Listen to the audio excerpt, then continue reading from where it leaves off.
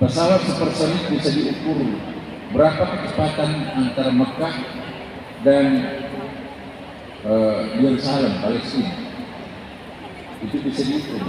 Hadis Nabi menceritakan ada rombongan kafilah berjalan dari padang pasir itu ke suatu tempat, dikagetkan oleh cahaya yang sangat kemilau sampai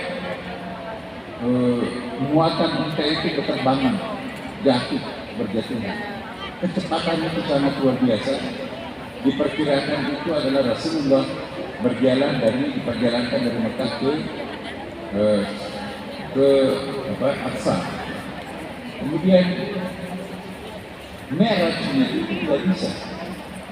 Itulah Mi'raj. Tidak ada yang bisa mengukur.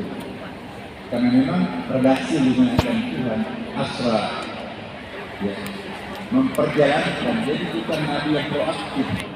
Nabi diundang, otomatis yang kita pertanyakan jaket apa yang digunakan Rasulullah. Karena 30.000 kaki di atas permukaan bumi itu sama dengan 60 derajat minus, pasti kita akan membeku darahnya di situ. Nah, ini lebih di atas lagi. Nah, banyak sekali yang tidak masuk akal yang diceritakan di dalam surah Al-Kahfi. Ini biasa disebut dengan 3 surah serangkai. Surah Al-Isra itu pertengahannya Al-Quran. Di situ ada waliyatalattaf walayu syari'an nabikum, ada biasanya ditulis tebal itu waliyatalattaf, kan itu sentralnya Al-Quran. Ayat ke-19 dari surah Al-Kahfi. Nah, inilah prolognya Isra Mi'raj. Isra Mi'raj itu nanti sebetulnya ada safar al-arba'. Menurut Ibnu Arabi itu safar pertama as-safar minal khalq ila al-haq. Perjalanan dari al-khalq, makhluk, menuju al-haq. Al-haq itu Allah. Jadi kalau dalam ilmu tasawuf, Bapak Ibu sekalian, tidak dipopulerkan al-khaliq wal makhluk. Dalam fikih dan dalam teologi Islam, Allah itu disebut al-khaliq, sang pencipta. Dan kita semua makhluknya ini disebut sebagai makhluk. Tapi dalam ilmu tasawuf, Allah tidak disebut al-khaliq, tapi disebut sebagai al-haqq, maha benar, the real one.